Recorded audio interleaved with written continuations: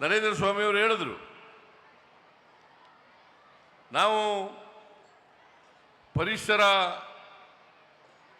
ಜ್ಞಾನವನ್ನು ಸಮಾಜಕ್ಕೆ ತಿಳಿಸ್ತಕ್ಕಂಥ ಕೆಲಸವನ್ನು ಮಾಡಬೇಕು. ಪರಿಸರ ನಿಯಂತ್ರಣ ಮಂಡಳಿ ಆ ದಿಕ್ಕಿನಲ್ಲಿ ಕಾರ್ಯೋನ್ಮುಖವಾಗಿದೆ ಅಂತಕ್ಕಂಥ ಮಾತುಗಳನ್ನು ಹೇಳಿದ್ರು. ಅದ್ರ ಜೊತೆಗೆ ಉನ್ನತ ಶಿಕ್ಷಣದಲ್ಲಿ ಅದು ಒಂದು ಪಠ್ಯಕ್ರಮ ಆಗಬೇಕು. ಇಲ್ಲೇ ವಿದ್ಯಾಮಂತ್ರಿ ಇದ್ದಾರೆ, ಉನ್ನತ ಶಿಕ್ಷಣ ಸಚಿವರು ಇದ್ದಾರೆ, ಸುಧಾಕರ್ ಅವರು. ಇದನ್ನು ಮಾಡೋಣ, ಇದೇನು ಇಸ್ ನಾಟ್ ಎ ಒಂದು ಪಠ್ಯಕ್ರಮ ಮಾಡ್ತಕ್ಕಂಥದ್ದು ಅತ್ಯಂತ ಅವಶ್ಯ ಅಂತೇಳಿ ನನಗನ್ನಿಸುತ್ತೆ. ವಿದ್ಯಾರ್ಥಿಗಳು, ಯುವಕರು, ನಾವೆಲ್ಲರೂ ಕೂಡ, ಯಾಕಂತಂದರೆ ವಿದ್ಯಾರ್ಥಿಗಳೇ ಮುಂದಿನ ಜವಾಬ್ದಾರಿ ಬರ್ತಕ್ಕಂಥ ಜನ, ಯುವಕರೇ ಮುಂದಿನ ಪ್ರಜೆಗಳು ಅಂತಕ್ಕಂಥದ್ದನ್ನು ನಾವು ಅರ್ಥ ಮಾಡ್ಕೊಂಡಿದ್ದೀವಿ. ಅದಕ್ಕೋಸ್ಕರವಾಗಿ ಇದನ್ನು ಒಂದು ಪಠ್ಯಕ್ರಮವನ್ನಾಗಿ ಮಾಡ್ತಕ್ಕಂಥ ಪ್ರಯತ್ನವನ್ನು ನಮ್ಮ ಸರ್ಕಾರ ಮಾಡ್ತದೆ ಅಂತಕ್ಕಂಥ ಮಾತುಗಳನ್ನು ಹೇಳಲಿಕ್ಕೆ ಬಯಸ್ತಾ ಇದ್ದೇನೆ. ಬೆಂಗಳೂರು ಒಂದರಲ್ಲೇ 900 ಟನ್ ತ್ಯಾಜ್ಯ ಉತ್ಪಾದನೆ ಆಗ್ತದೆ. ಬೆಂಗಳೂರು ಒಂದರಲ್ಲೇ. ಬೆಂಗಳೂರಿನ ಜನಸಂಖ್ಯೆ ಎಷ್ಟು ಗೊತ್ತಾ? 1,44,00,000, ಸುಮಾರು 50 ಲಕ್ಷ, 1.5 ಕೋಟಿ ಜನಸಂಖ್ಯೆ ಬೆಳೆದಷ್ಟು ಕೂಡ ಪ್ರಕೃತಿ ಮೇಲೆ ಗಾಯ, ಪರಿಸರದ ಮೇಲೆ ಗಾಯ, ಇದನ್ನು ಆಗ್ತಾ ಇರ್ತಕ್ಕಂಥದ್ದನ್ನು ನಾವು ನೋಡ್ತಾ ಇದ್ದೀವಿ. ಭಾರತ ಇವತ್ತು ನಾವು ನಂಬರ್ 1 ಸ್ಥಾನ ಕೊಟ್ಟೋಗ್ಬಿಟ್ಟಿದ್ದೀವಿ. ಜನಸಂಖ್ಯೆಯಲ್ಲಿ ನಂಬರ್ 1 ಸ್ಥಾನ. ಚೈನಾನ ಹಿಂದಕ್ಕೆ ಹಾಕ್ಬಿಟ್ಟಿದ್ದೀವಿ. ಚೈನಾ ಮೊದಲು ನಂಬರ್ 1 ಇತ್ತು. ಈಗ ನಮ್ಮ ದೇಶ ಜನಸಂಖ್ಯೆಯಲ್ಲಿ ನಂಬರ್ 1 ಆಗಿದೆ. ಜನಸಂಖ್ಯೆ ಜಾಸ್ತಿ ಆದಷ್ಟು ಪ್ರಕೃತಿ ಮೇಲೆ, ಪರಿಸರದ ಮೇಲೆ ಹೆಚ್ಚು ಪರಿಣಾಮ ಬೀರ್ತದೆ ಅಂತಕ್ಕಂಥದ್ದನ್ನು ಅರ್ಥ ಮಾಡ್ಕೋಬೇಕಾಗ್ತದೆ. ಅದಕ್ಕೋಸ್ಕರ ಜನ ನಿಯಂತ್ರಣನೂ ಕೂಡ ಮಾಡಬೇಕು. ನಾವು ಪರಿಸರ ಜ್ಞಾನವನ್ನು ಕೂಡ ಬೆಳೆಸ್ಕೊಳ್ತಕ್ಕಂಥ ಕೆಲಸವನ್ನು ಮಾಡಬೇಕಾಗ್ತದೆ.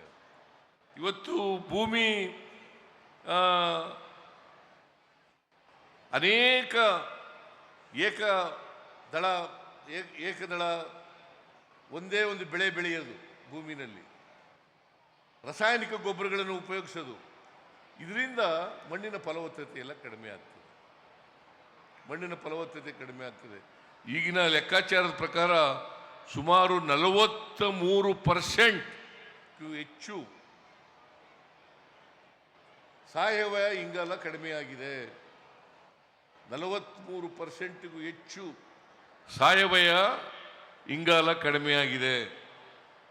ಇದೇ ರೀತಿ ಮುಂದುವರ್ಕೊಂಡು ಹೋಗಲಿಕ್ಕೆ ಬಿಟ್ಟರೆ ಒಂದಿನ ಕರ್ನಾಟಕ ರಾಜ್ಯ ಮರುಭೂಮಿ ಆಗ್ತಕ್ಕಂಥ ಸಾಧ್ಯತೆ ಇದೆ ಅಂತಕ್ಕಂಥದ್ದನ್ನು ನಾನು ಈ ಸಂದರ್ಭದಲ್ಲಿ ಹೇಳಲಿಕ್ಕೆ ಬಯಸ್ತಾ ಇದ್ದೇನೆ.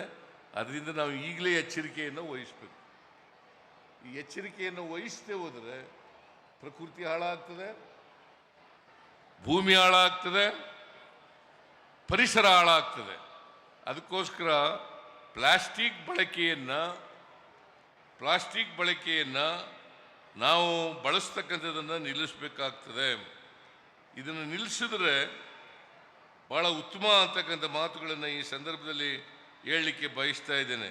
ಪ್ಲಾಸ್ಟಿಕ್ಕನ್ನು ಅನೇಕ ನಮಗೆ ಉಪಯೋಗ ಆಗ್ತಕ್ಕಂಥ ಅನೇಕ ಪದಾರ್ಥಗಳನ್ನು ಬಳಸಲಿಕ್ಕೆ ಸಾಧ್ಯ ಆಗ್ತದೆ. ಅದರಿಂದ ಈಗ ಇದರ ಹತ್ರ, ಬೆಂಗಳೂರು ಹತ್ರ ಪ್ಲಾಸ್ಟಿಕ್ನಿಂದಲೇ, ಈ ತ್ಯಾಜ್ಯ ವಸ್ತುಗಳ ಇಂದಲೇ 12 ಮೆಗಾವ್ಯಾಟ್ ವಿದ್ಯುತ್ತನ್ನು ಉತ್ಪಾದನೆ ಮಾಡ್ತಾ ಇದ್ದೀವಿ. ನಾನು ಉದ್ಘಾಟನೆ ಕರೆದಿದ್ದಾರೆ, ಜಾರ್ಜ್ ಅವರು ಉದ್ಘಾಟನೆಗೆ ಹೋಗ್ತಾ ಇದ್ದೀನಿ. ಆ ಉದ್ಘಾಟನೆ ಯಾಕೆ ಮಾಡ್ತಾ ಇದ್ದೀವಿ ಅಂತಂದರೆ, ತ್ಯಾಜ್ಯ ವಸ್ತುಗಳಿಂದ ಕೂಡ ನಾವು ವಿದ್ಯುತ್ತನ್ನು ತಯಾರು ಮಾಡಲಿಕ್ಕೆ ಸಾಧ್ಯ ಆಗ್ತದೆ. ಇದು ನಾವು ಇವತ್ತು ಪ್ಲಾಸ್ಟಿಕ್ ಬಳಕೆಯನ್ನು ನಿಲ್ಲಿಸಬೇಕು, ಸಂಪೂರ್ಣವಾಗಿ ನಿಲ್ಲಿಸ್ತಕ್ಕಂಥ, ಅದಕ್ಕೆ ಪರ್ಯಾಯವಾದಂಥ ವ್ಯವಸ್ಥೆಯನ್ನು ಹುಡುಕಿಕೊಳ್ತಕ್ಕಂಥ ಪ್ರಯತ್ನವನ್ನು ಮಾಡಬೇಕಾಗ್ತದೆ. ಅದಕ್ಕೆ ನಾವು ಇವತ್ತು ಇಂಥ ದಿನ ಒಂದು ಶಬ್ದವನ್ನು ಪ್ರತಿಜ್ಞೆಯನ್ನು ಮಾಡಬೇಕು. ಏನಪ್ಪ ಅದು ಪ್ರತಿಜ್ಞೆ ಅಂತಂದರೆ, ಪುನರ್ಬಳಕೆ ಮತ್ತು ಮರುಬಳಕೆಯನ್ನು ಪ್ರೋತ್ಸಾಹಿಸಿ ತ್ಯಾಜ್ಯ ಉತ್ಪಾದನೆಯನ್ನು ಕಡಿಮೆ ಮಾಡೋಣ. ಏಕ ಬಳಕೆ ಪ್ಲಾಸ್ಟಿಕ್ ಸಂಪೂರ್ಣ ವಿದಾಯ ಹೇಳೋಣ. ಸಾಧ್ಯವಾದಷ್ಟು ಸಾರ್ವಜನಿಕ ಸಾರಿಗೆ ಉಪಯೋಗಿಸೋಣ. ಸಾಧ್ಯವಾದಷ್ಟು ಸಾರ್ವಜನಿಕ ಸಾರಿಗೆ ಉಪಯೋಗಿಸೋಣ. ಹತ್ತಿರದ ಸ್ಥಳಗಳಿಗೆ ನಡೆದು ಹೋಗುವ ಅಥವಾ ಸೈಕಲ್ ಬಳಸುವ ಸಂಪ್ರದಾಯವನ್ನು ರೂಢಿಸಿಕೊಳ್ಳೋಣ. ಹತ್ತಿರ ಇದ್ರೆ ನಡ್ಕೊಂಡು ಹೋಗೋದು, ಇಲ್ಲದ್ರೆ ಸೈಕಲ್ ಮೇಲೆ ಹೋಗ್ತಕ್ಕಂಥದ್ದು, ಈ ಪ್ರಯತ್ನವನ್ನು ಮಾಡಲಿಕ್ಕೆ ನಾವೆಲ್ಲರೂ ಕೂಡ ತಯಾರಾಗಬೇಕು ಅಂತ ಒಂದು ಪ್ರತಿಜ್ಞೆಯನ್ನು ಇಂಥ ದಿನ ಮಾಡಬೇಕಾಗ್ತದೆ. ಹನಿ ಹನಿ ನೀರನ್ನು ಸಂಗ್ರಹಿಸಿ ಬಳಸಿಕೊಳ್ಳೋಣ.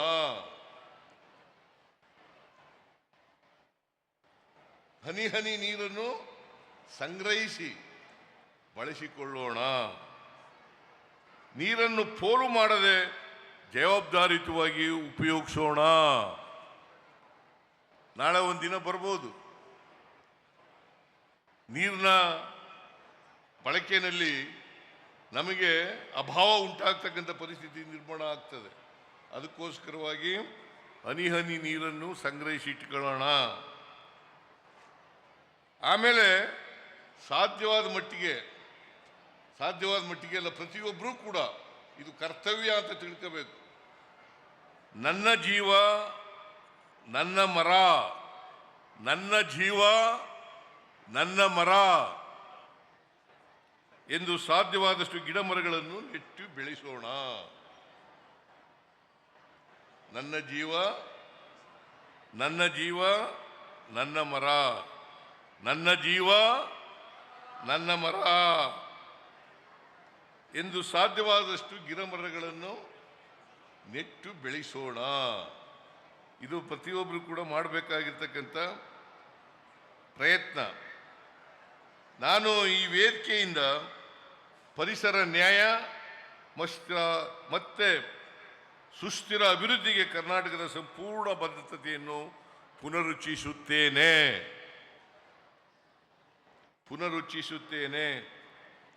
ಬನ್ನಿ, ನೀವೆಲ್ಲರೂ ಬನ್ನಿ, ಕರ್ನಾಟಕದ ಜನತೆ ಬನ್ನಿ, ನಾವೆಲ್ಲರೂ ಸೇರಿ ಕರ್ನಾಟಕವನ್ನು ದೇಶದ ಮಾದರಿ ಪರಿಸರ ರಾಜ್ಯವಾಗಿ ರೂಪಿಸೋಣ. ಈ ಪ್ರತಿಜ್ಞೆ ಮಾಡಬೇಕಾ ಬೇಡ? ನಿಮ್ಮೆಲ್ಲರಿಗೂ ಧನ್ಯವಾದಗಳು. ಜೈ ಹಿಂದ್, ಜೈ ಕರ್ನಾಟಕ. ಮತ್ತೊಮ್ಮೆ ಕರ್ನಾಟಕದ ಜನತೆಗೆ ಈ